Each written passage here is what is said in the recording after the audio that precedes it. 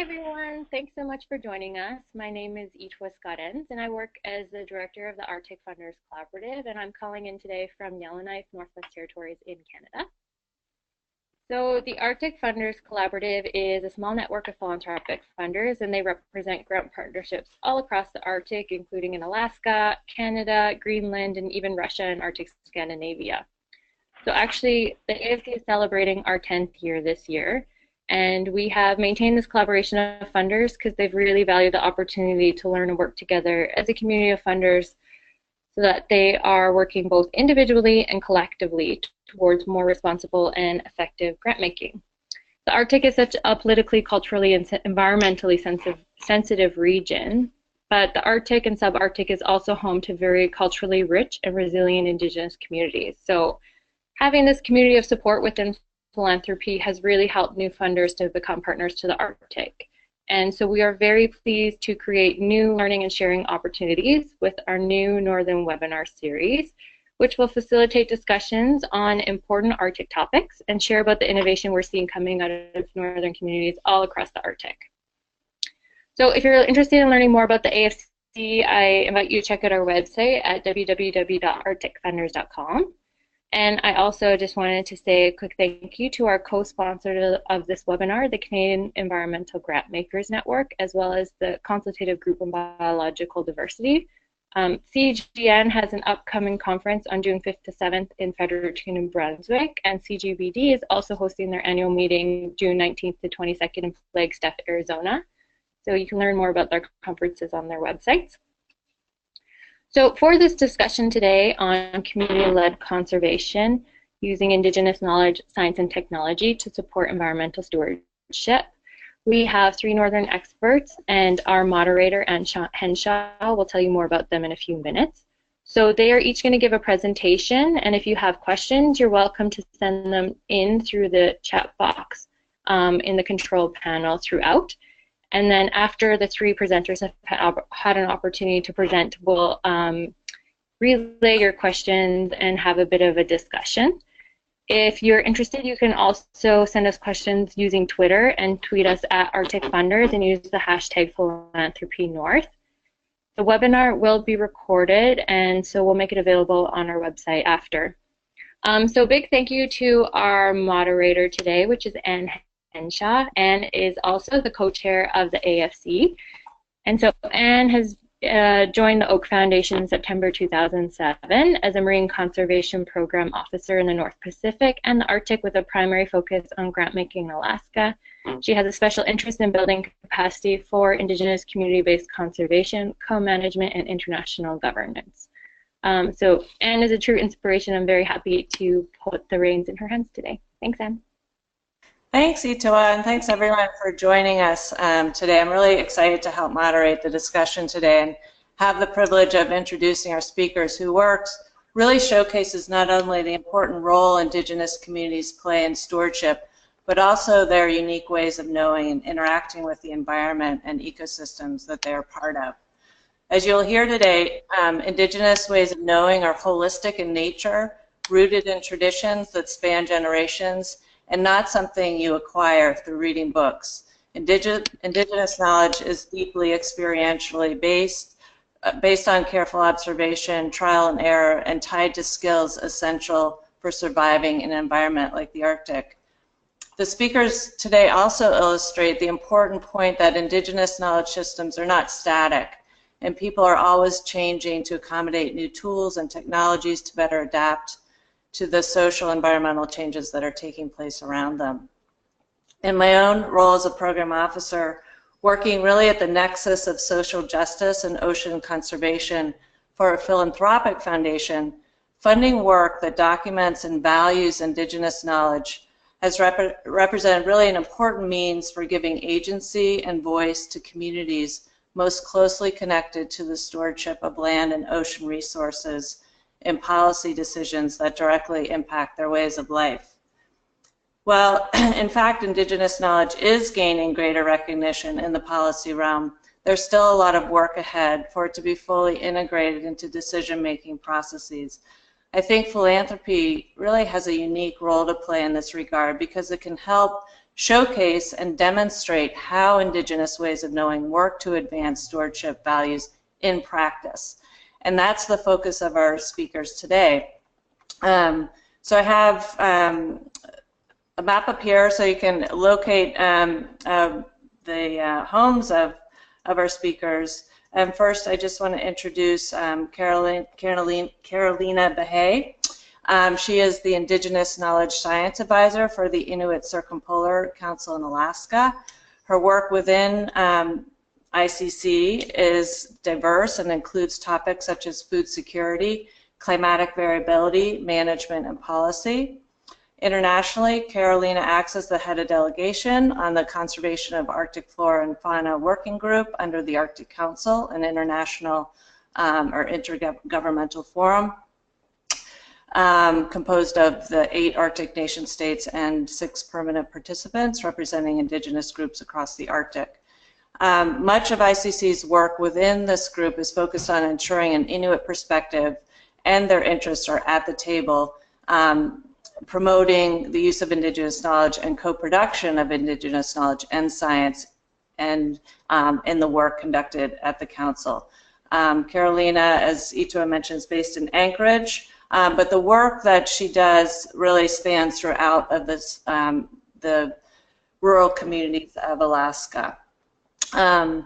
Second, we have Mike Jaypoody is from Clyde River, Nunavut, on the northern part of Baffin Island, Canada, where he's an avid hunter and lives with his wife and 3 children. He's the information technology coordinator and a media specialist with Ittaq Heritage and Research Center, part of Inuit Circumpolar Society in Clyde River. Mike is an award-winning director of the film Tony, Back from the Brink, that chronicles the life of Tony Kaluk. Mike has been involved in a number of research, heritage, and media projects with Ittaq, and with his work has traveled to places like Nepal, Colorado, and Alaska. He has a great deal of experience using video and media technology for a wide range of projects, including the documentation of Inuit elder knowledge, creating Inuktitut language TV programming for children, and most recently, which I think you'll be hearing about today, an interactive cyber atlas for his community. And finally, we have Dahti Tsetso, who works as the resource management coordinator for Dehcho First Nations that includes 10 member communities. Through her work, Dahti developed a regional stewardship program known as Dehcho Quixote, meaning taking care of Dehcho. And Dahti holds a Bachelor of Science and a Bachelor of Arts degree from the University of Alberta and is a recent graduate of the University of Victoria's Indigenous Language Revitalization Program and is active in many language revitalization efforts across the Dehcho region, including a social media page to support and encourage language learning and various land-based language programs for youth. Dahti is also supporting the national lobbying efforts being led by the Indigenous Leader Initiative for federally funded Indigenous Guardian programs. And she'll be a panelist presenting to the Economic Club of Canada in June of this year, which will be chaired by the former Prime Minister of Canada, the Honorable Joe Clark.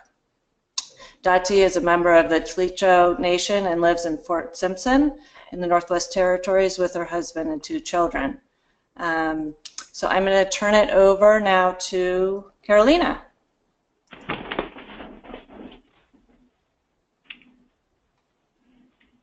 Okay.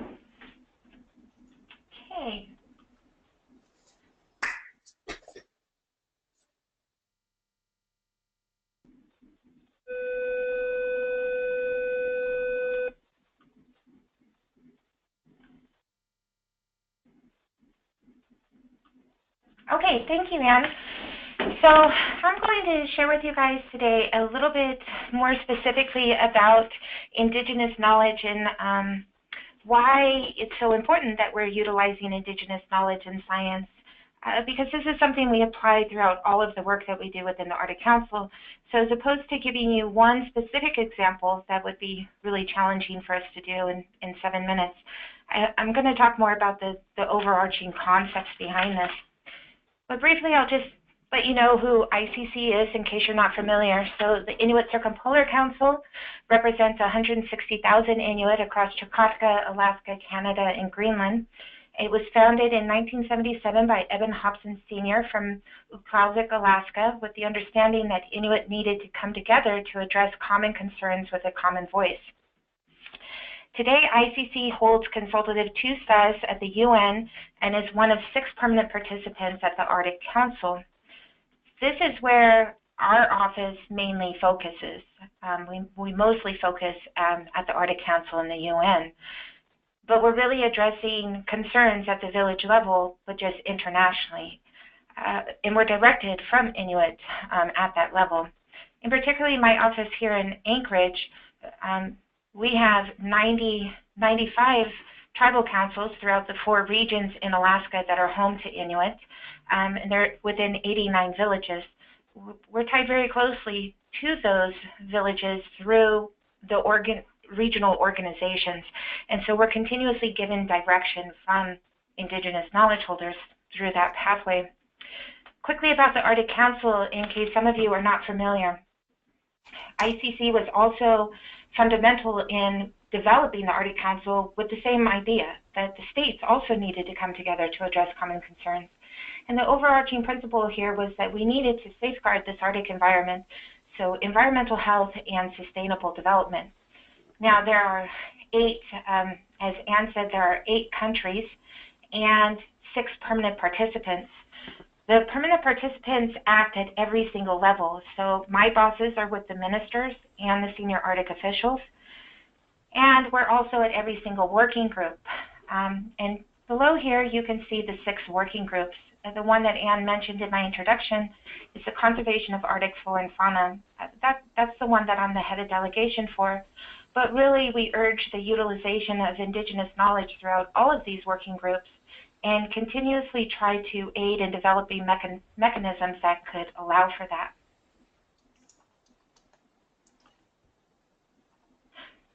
So here you see who the other permanent participants are. They're the Aleut International Association, Arctic Athabascan Council, Gwich'in Council International, Sami Council, and Ripon. And as I said, we work at every level there. So ICC's definition of Indigenous knowledge is that it is a systematic way of thinking applied to phenomenon across biological, physical, and cultural spiritual systems. It goes on from that, but the key parts that I really need you to concentrate on here is that it is a systematic way of thinking. It holds methodologies, it holds evaluation processes that are its own. So the reasoning behind it, meaning there are reasons behind its findings. So please keep this in mind as we talk about the utilization of IK and science together. And remember that it's a unique knowledge system that should not be translated into another knowledge system, but instead we need to aim for a co-production of knowledge. In working with IK and Indigenous communities, it's crucial to respect that this knowledge system and its holders for what it is. A lot of times this really means respecting and supporting self-determination of Indigenous peoples. This is a key aspect for building partnerships. And partnerships are required for us to fully understand what is occurring within the Arctic and to be able to quickly make decisions because things are changing so quickly. So this is a lot of what the work that the Arctic Council is focused on. And it's focused on doing these things through monitoring and assessments. That's why we do monitoring and assessments, to understand our world, the changes that are occurring, to understand the impacts and opportunities for new decisions and to form decisions on managing human behavior. This is everything from understanding what conservation is to the fishing industry. But this, again, is why it's so important to have the IK and to understand that the Indigenous knowledge is giving us a different view, or the Indigenous knowledge holders are needed to be there to do that. So what we decide to include in this work, or decide what questions will drive the assessments or the monitoring initiatives, this is all taught to us through our worldview, how we take information in and how we choose to interpret that information. So, as Anne said, I work a lot on food security, but it's not food security from the UN's perspective. It's Inuit food security, and Alaska Inuit food security is concentrated on everything in the world. So we drew this for the food security project, but I think it'll help us in our conversation here. I'm just going to go back for 1 second. This is our ecosystem. We had to draw this ecosystem because we couldn't find anything that held all of the ecosystem. Here you'll see Inuit are part of the ecosystem. Culture is part of the ecosystem. Sharing and education are part of the ecosystem. And all of it is just as important as phytoplankton or walrus or whales, and it's all interconnected.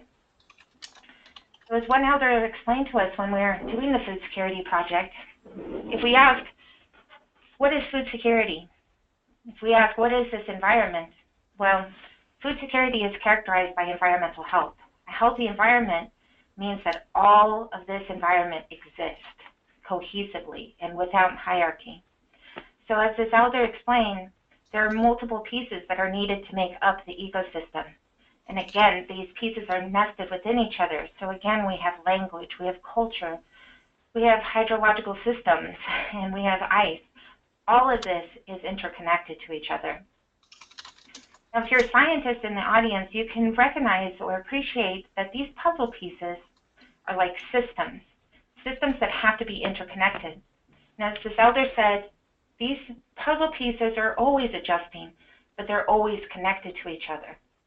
He said a problem happens when somebody decides to come look at just a little piece of the puzzle and then starts to make policy recommendations. Or they look at one little piece of the puzzle and decide that's what they're going to conserve. They're going to conserve just that walrus. But it doesn't reflect what is actually going on, and it doesn't reflect the connections or the cumulative impacts. This is something that Indigenous knowledge has to teach us, and why it's so important to have both the Indigenous knowledge and the science.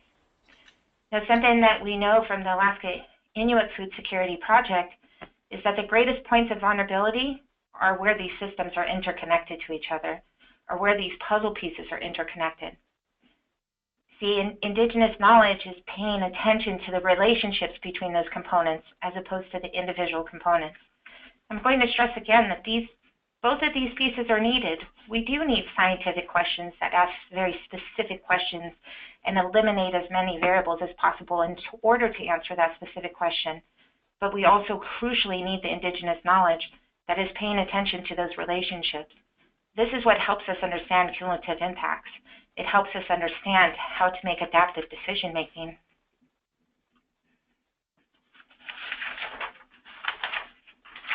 So to understand the Arctic, we need both Indigenous knowledge and science.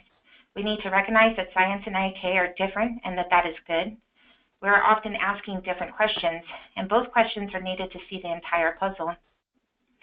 When we're commonly asked, at what point do you engage Indigenous knowledge in the work?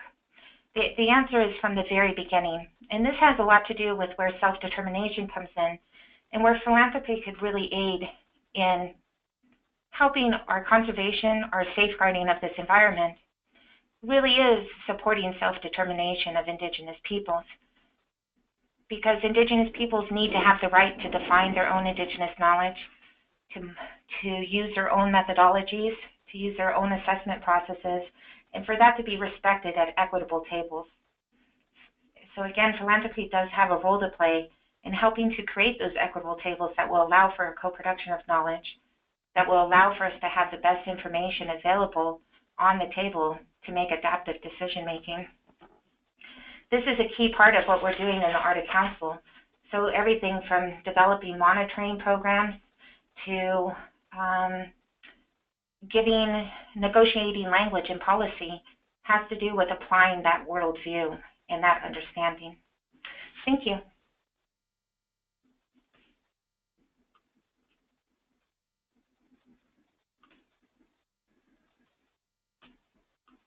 So, Yatoa, that's it for me.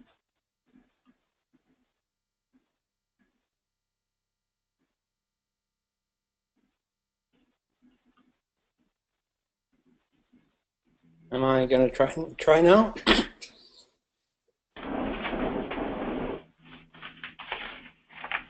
You're up, Mike.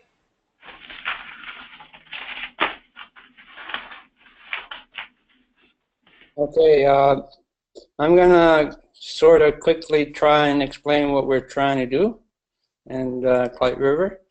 As you can see, we're working with Cyber Atlas technology in the north, linking Indigenous knowledge, technology, and science for community and research in action. And we're working here at Ittaq with Robert Kotel, who's my colleague here at Ittaq.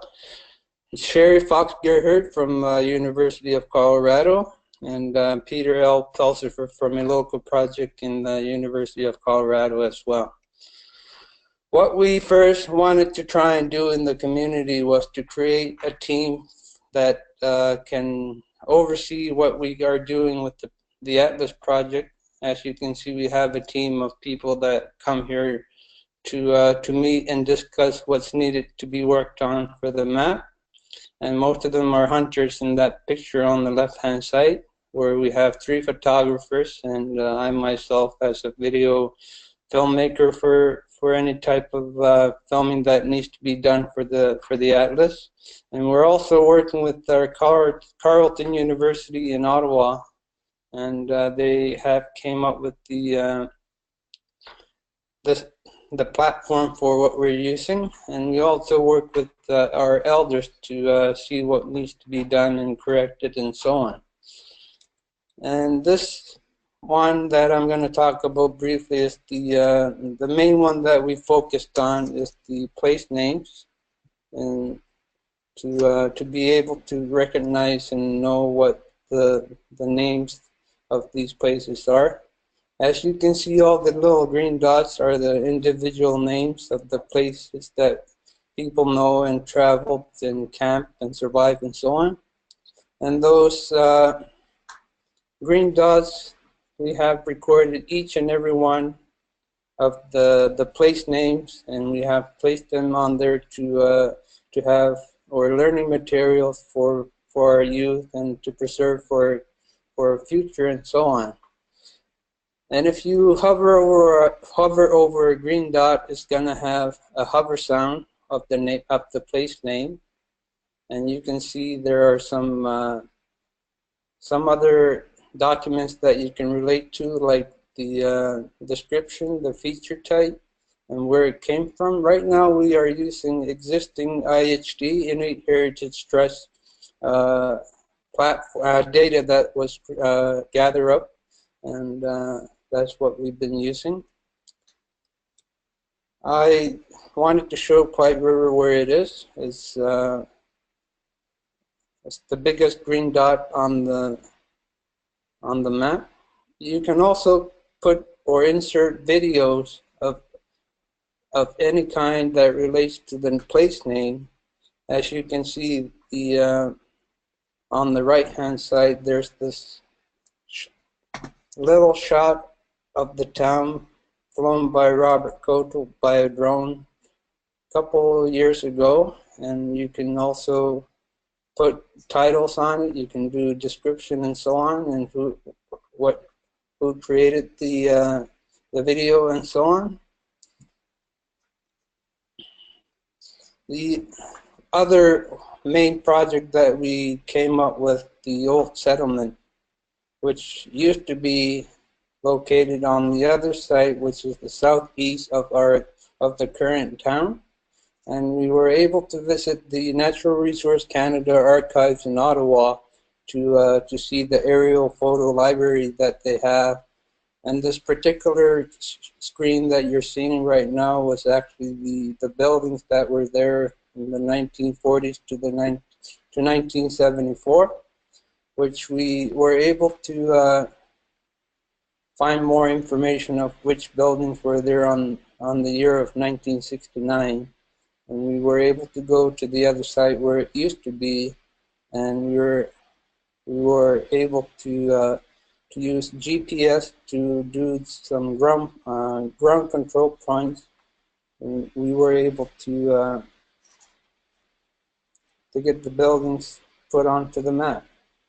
If it's like a place name where you can actually click on the actual buildings that you see, which are the white dots. And like the place names, you can also put media, audio, pictures, and so on.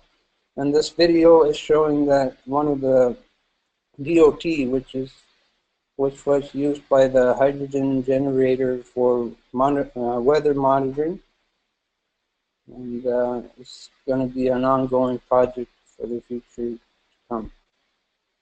Like I said, the ground control points, we were able to go to the other side by our snowmobiles. And the map you see, which we took from the Natural Resource Canada, where they showed what buildings were there and so on. And the bottom picture you see is an elder that we work with who lived on the other side before they relocated to the current one because the risk of flooding and unstable soil, they had no choice but to relocate to the current town that we live in right now. And there's a lot of modules that we have put there, but right now we are doing these sort of project that we are, and we're hoping to being able to show this to the community and so on. And this atlas will be very beneficial for the community, and it's going to have a login information. I mean, you can have people log into the site where they can add, edit, and so on, but it's going to be very, available to the local people as well, where they can see what what has been done. These are the different modules that we have that are hoping and will be working with the boundaries and administrative areas, which will be very beneficial for the municipal council, where they have to deal with boundaries and land use, conservation, CI, our elders, historic art collection, which we had dealt with in the past to make a video for them of people being given the paper and pencils to draw out anything they wanted back in the 1950s. And we were able to actually have people that drew those arts in the 50s were able to talk about what they drew and why they drew that sort of picture and so on. Historic photo collection, which we have started with the old settlement, and that's going to be an ongoing as well. Back in land collection, we have there's a mine, iron ore mine about from us in the north of White River, which is closer to Pond Inlet, but our ocean's going to be a very big project as well, like monitoring and being able to identify different mammals in the ocean that we see around the year and so on. And there's many, many more that we're going to have work with, and we'll be able to go to some places where they have stories of how they got the names of the place names that we're doing, and we have done that in the past with an elder, and we're able to put that in the Atlas project itself. Thank you for your money. Thank you, Mike. That was really interesting. Okay. I just want to remind everyone that you can submit questions in the chat box to any of the speakers. So I will now pass the mic to Dahti for her presentation. Hi, everyone. Just bear with me while I pull this up. Can you guys see my screen? Yeah. Okay, great. Okay, so Just thank you for the introduction and thank you for the opportunity to speak with everybody. I'm actually really excited to have an opportunity to share some of the work we've been doing over here in the Dehcho region of the Northwest Territories. So I'm going to try my best to explain some of this regional work that we're doing. In the introduction given, it was explained that hold on, I just need to figure out how to scroll forward on this. There we go, okay, just click. It was explained that we're a regional organization, so I work for Dehcho First Nations, and as you can see on this map, you can get a sense for where we're located in relation to everybody on the webinar. So we're an area of land in the Northwest Territories that represents 210 square kilometers, and we have 10 member communities that we represent in self-government and land claim negotiations within that red area outlined on the map.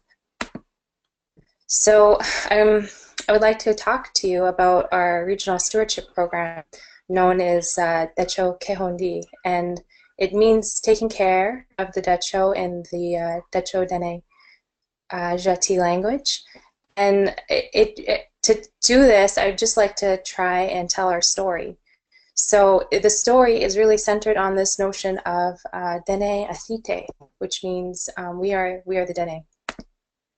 So in order to do that, I need to situate you in where we began. So this is, I very much enjoy sharing this map when I'm trying to explain our programming, because this is a map from that was produced by our office in partnership with the Dehcho Land Use Planning Office, and I think they produced this map in the early 2000s, and they went around to each of our communities and they sat down with our elders and our harvesters and our land users, and they asked them, where do you go out on land? And so this map shows traditional land use and occupancy intensity, and so where you see the darker red areas and pink areas, you can see where in our region where the Dehcho Dene people are out on the land. So it represents areas where they go trapping, where they go hunting, where they pick berries, areas of significant historical or cultural significance, sacred sites. What I love to show is this. This is what the Dehcho people have decided to do in the context of traditional land use. And this has not yet been finalized. This shows the protected area, highlights the protected area strategies in our region and the conservation areas of the land use plan. So the lighter green areas that you see are conservation zones within the land use plan, and the darker green areas are known as protected area strategies. And this is really where our conversation began on stewardship. Regional stewardship in our region. So I have to explain a little bit of background in the political landscape where I'm from. A few years ago, we began working with our communities at the regional level to start talking to them about our own solutions to conservation, because in 2014 there was a big event here in the Northwest Territories. The territorial government here underwent a process known as devolution, where they became more province-like in their governmental responsibilities, and it had a big impact on us in the region because it caused a pause on all these protected area work that our communities were doing. And I'm going to try and flip back to the last slide here, and I don't know if I can. I think I'm just going to end up, here we go. So the dark green areas that you see on the map, they're largely within federal initiatives. So if they're finalized, they'll go back to a federal authority. And when the territorial government came into devolution, they took a look at our map and they said, this isn't the way we would like to see the North unfold. So we're going to put a pause on all this work. And as you can understand, this created a lot of upset in our region. For some of our communities, they've been working for 20 or more years trying to get these areas protected permanently through the protected area strategy process. So in 2013, 2014, when there was a pause on the work, it caused a lot of upset. And that's where I entered the picture from the regional office perspective, and that's when we started talking to our communities about how we could move forward on protected areas in ways that better met our needs. So we asked this question to our communities. We asked them, what does conservation mean from the Dene perspective? If we're going to take a lead on this work, how are we going to do it differently? And how are we going to do it so that we're meeting the needs of our communities and of our elders and taking care of those pink areas, those red areas that I showed you on the map earlier? So we initiated over the course of about a year a number of workshops, and we started them off in land-based setting, and it was actually very intentional to do that. So we took youth and elders and community leaders out on land to some of our local community camps, and we really asked that question: what does conservation mean from the Dene perspective? And we came back with a very exciting and somewhat unexpected conversation that built a stewardship framework that we now refer to as Dehcho K-O-N-D. And the stewardship framework is really about basing the work on principles that enable us to pursue conservation, but we pursue it through culture. We pursue it through being Dene, Dene Athite. So over the course of a year, these were the founding principles that came out in discussion with our communities.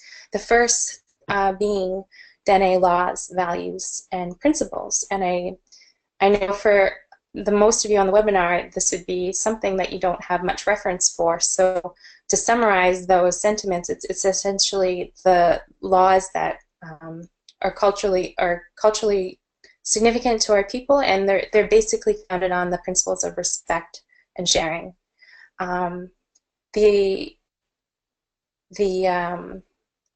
One of our elders, her name is Margaret Ireland, and she's from a community known as Ittaq, or Jaypoody River in English, and she really drove this point home to me in our founding workshop when she explained or told me the story about if you were to take an airplane and you were to fly over the Dehcho region, or really any area of Denende, and you were to look down at the ground, you might think that nobody had been living here, that the land is so pristine and intact that there has been nobody here, and yet Dene people have been here, according to our history, since time immemorial.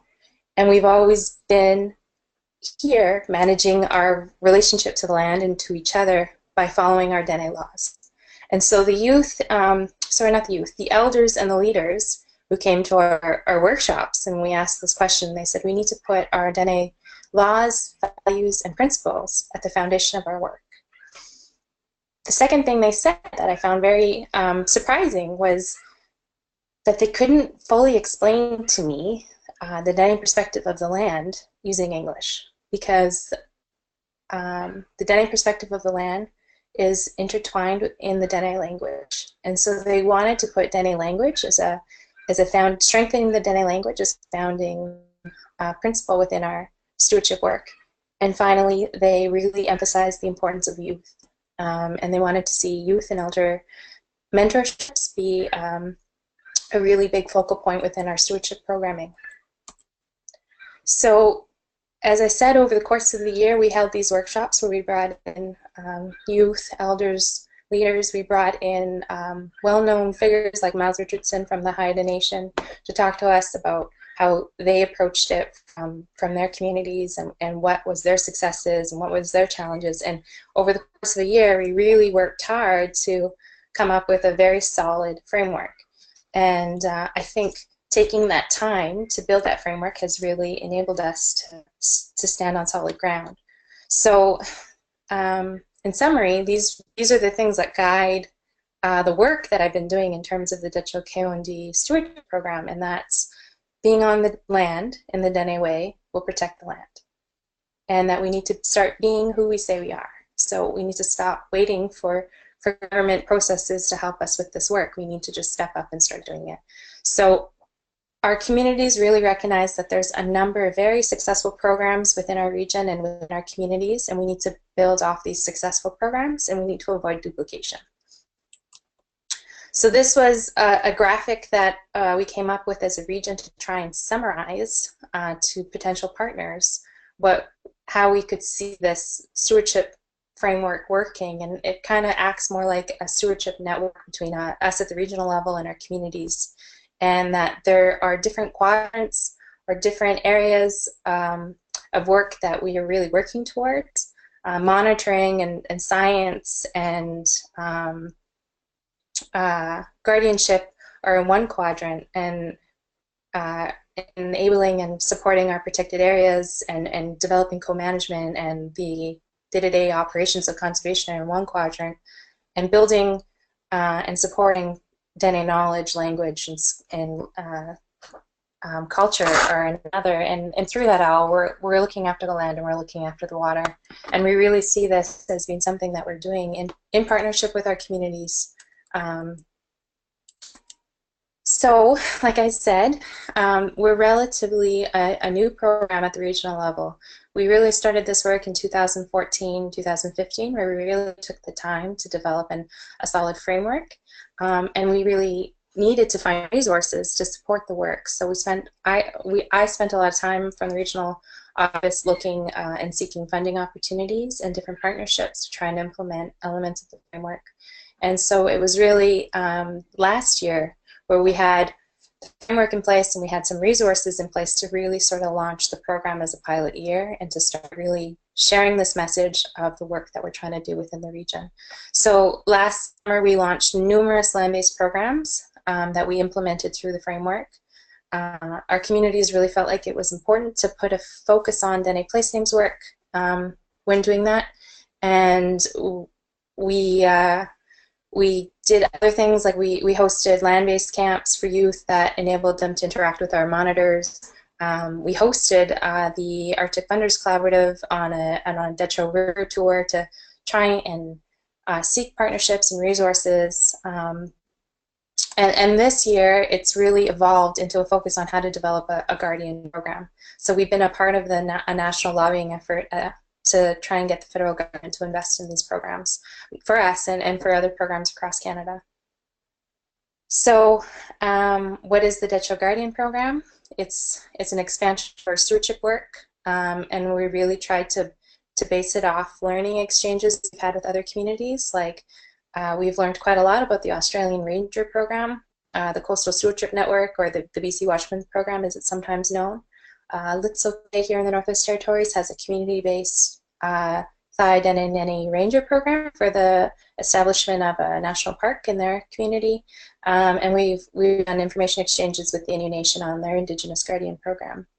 So based off our conversations with our communities and based off these learning experiences with other First Nation communities, we've really tried to define our guardians to play a similar role, which is that observe, record, and report function. And when our community said don't duplicate work and build off work, we really turned to a well-established and successful regional program known as Dehcho AROM to try and build and grow it to become a Dehcho Guardian program. This program has community-based water monitors in each of our communities, and so we're working to make them our pilot guardians this year, get them the training, get them the uniforms and everything that they would need to really grow this. So I just wanted to share some pictures. These are two gentlemen from the community of Fort Simpson. They're an elder youth team in community and their community monitors. So these would be examples of some of our pilot guardians this year. Again, this is another guardian from Jean Marie. Last year, like I said, we had youth interacting with them out in land-based camps. So these youth are doing some water monitoring on a lake known as a Cully Lake. So this year, it's really trying to grow this work. We've had some support from Tides. We've had great support from a number of different partners. Tides being one of them, but they're going to be supporting us this year in investing in some uniforms for our guardians. We're working with different partners to develop training opportunities tailored to the development of our guardian program, and we're doing that in collaboration with the Dehcho AROM program. And I'm currently in the process of outlining a summer, fall, winter schedule with my communities to implement land-based projects that meet the framework. And this will be our most active year yet because we've got some decent funding in place to get some exciting projects going. So we have a number of long-term objectives, and I'm just getting cognizant of the time, so I don't want to dwell too much on all of them, but these are the sorts of things that our communities tell us are important in the development of this program in the long term. That it needs to be a place that supports our decision making, that we're going to have economic and employment opportunities through our stewardship work, and that we're going to be supporting the traditional land use of our community members. Right now, the program it really focuses in on the summer season, and our communities would like to see that grow to a multi-season program, and that it can really play a role in establishing our protected areas and the management of those areas. So just to conclude, I thought I would share some pictures from some of the work we did last year. I find getting the youth out on the land with the monitors and with elders to learn more about their histories, it's been an amazing experience to see them kind of grow and develop. And the hunger for these experiences is really palpable within our communities. It's such a positive relationship building thing. So we're really excited to share about this program and to seek potential partnerships with people who see the value of this work. We really see this as our Indigenous communities leading stewardship in ways that build partnerships with monitoring and with science, but also really implements it in ways that are meaningful to us. And that's it. Masi Joe. Thank you. Thank you, Dahti. It's really impressive body of work you've been doing. If I can ask the speakers to turn back their cameras back on. And we're going to segue to question and answers. Just to remind everybody on the webinar, you can submit questions through the chat box. And I don't see that we have any right now, so I'm going to just ask actually the speakers if they have, or panelists, if they have questions for each other. I thought it was really interesting how combined the speakers all address sort of looking at Indigenous knowledge both at the local, regional, and at the international level through Carolina's work at the council. And I'm just curious, I think as part of our work in the Arctic Funders Collaborative, we like to foster exchange and learning across the North. And so I wanted to give you all the opportunity to ask questions of each other before we open it up. Did you? I might just jump in. Not so much a question, but a comment to Mike. It's actually interesting because this past spring, our communities have really mandated that we really think about how to gather our monitoring data regionally so that it can inform our decision making. And so I did some reaching out to different folks, and one of them was to somebody within Carleton University. And I'm pretty sure he shared some of the project to our communities and showcased your guys' work as like a great example of potential for mapping and for data organization and collection. So I just thought I'd share that with you. Thank you. Yeah, they're very helpful, and they can answer any question that we have and fix anything that we might want fixed. So it's pretty beneficial for the community. Very cool. Carolina, did you have any questions for the panelists? No? Oh, they were great presentations. Thank you. I think that it's a good point. Oh, go ahead. Yeah, Mike. Sorry. Carolina, I have a question about the whether there are people who notice any animals that are changing, or any mammals that didn't used to be around are coming up, or so on. Yeah, there's a lot. There's so much of it. So I think maybe the biggest changes people are seeing are shifts in the food web. So in some areas, some places don't have the food that the animals used to rely on. And so this really made me think of what you guys are doing, Dahti, because I really like that map you did, because we're continuously expressing that Indigenous knowledge or Inuit knowledge has protected areas also, right? And this is usually surrounding the food that the animals need to eat. So for example, in one area, belugas really need to go get what we call shrimp in Inuit. It's like phytoplankton. That nobody is allowed to do anything in that area of water, and they haven't been allowed to for many generations because it has to be protected. And so it's a similar way of how we hear about conservationists talking about protecting an area, but sometimes with for a different reason. But then this is also applied across different seasons and how the animals are changing, and that relates back to what you said, Mike. So for example, last year, and we're still waiting to see if it happens this year, but last year in one area, the ogre or bearded seal came at the same time as the walrus. And that doesn't happen because those animals don't like each other and they cause each other stress. And it also causes stress because, you know, when you go to harvest, you can't just say, oh, there's the walrus, I'll go get a walrus. You have to have the right weather and time so that you don't waste anything, so that you're preparing all of it, which is also related to conservation, right? And so things like that are making it a little bit challenging. So it's like the seasons are changed, and the relationships between the plants and the animals with the seasons are adjusting a bit. But there's so many examples like this, very, very much related to the ice, I would say. Even what mouth of the river the fish are coming back from the saltwater from has a lot to do with how much ice coverage there has been and what wind direction things are going in. Yeah, lots and lots. I'm sure you guys are all seeing a lot of changes too, huh? Yeah, we are. Fascinating. So I do have a number of questions now that have popped up. So some of them relate to the Guardian program, Dahti, that you described, and want to hear more about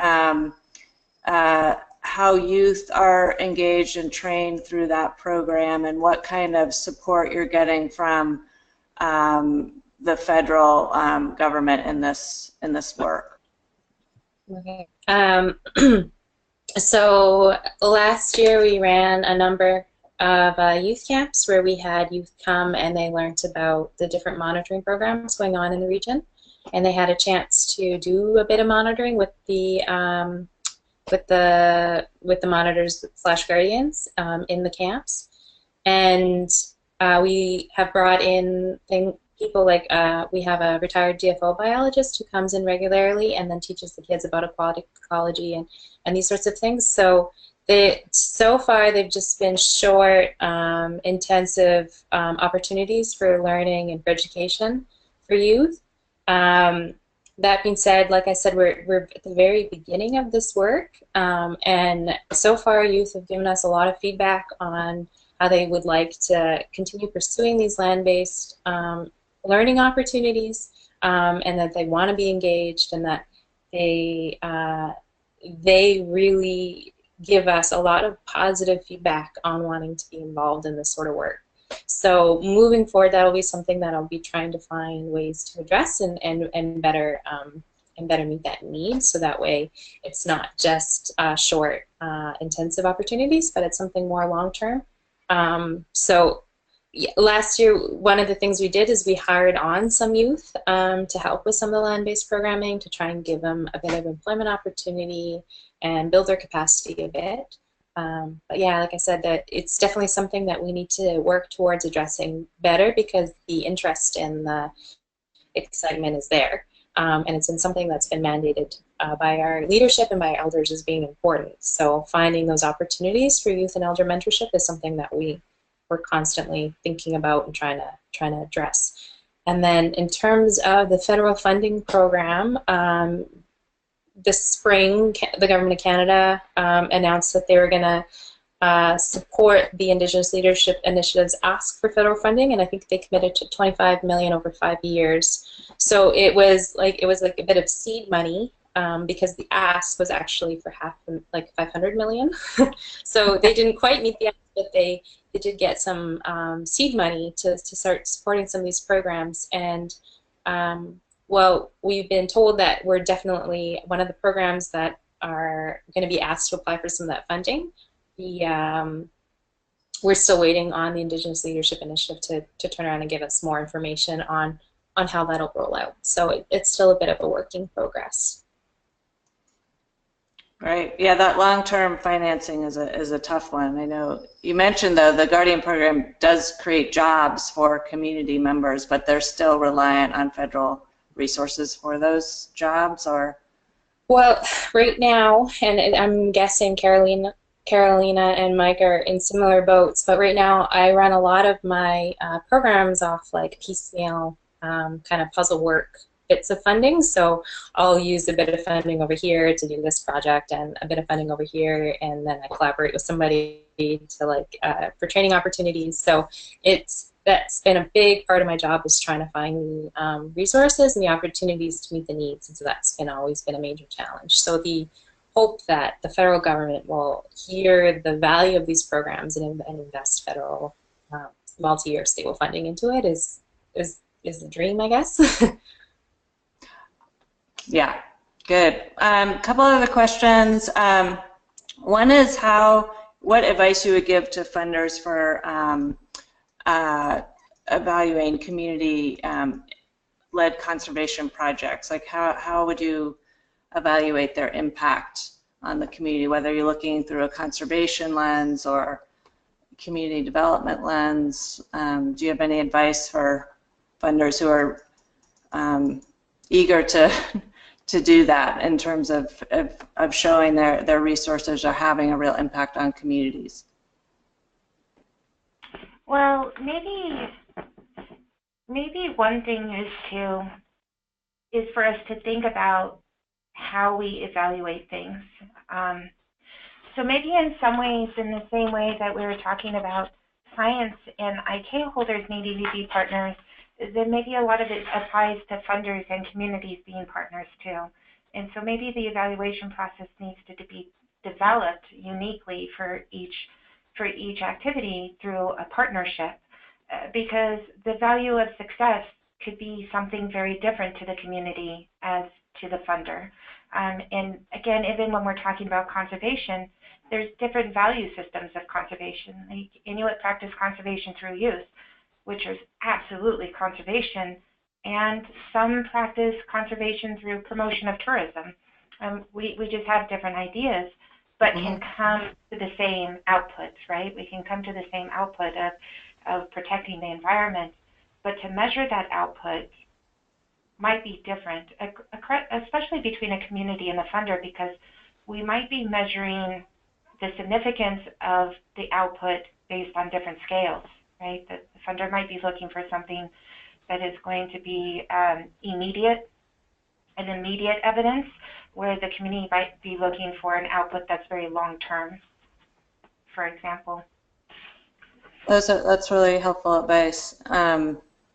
I do note we're coming up on the hour, and just wanted to thank each of you again. Those were really excellent presentations. I'm not able to get through all the questions, and I apologize to those who submitted them. But I want to just tell each of you that all of the questions, first applaud all of you, and are really really value the work that you're doing, and want to thank you for your time and presenting today.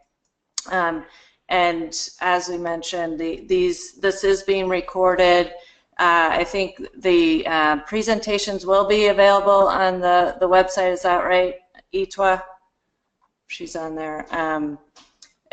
Because some people did want to had questions about some of the maps, and you will be able to contact individual panelists through the Arctic Funders email. So if you do have further follow-up questions, please feel free to reach out.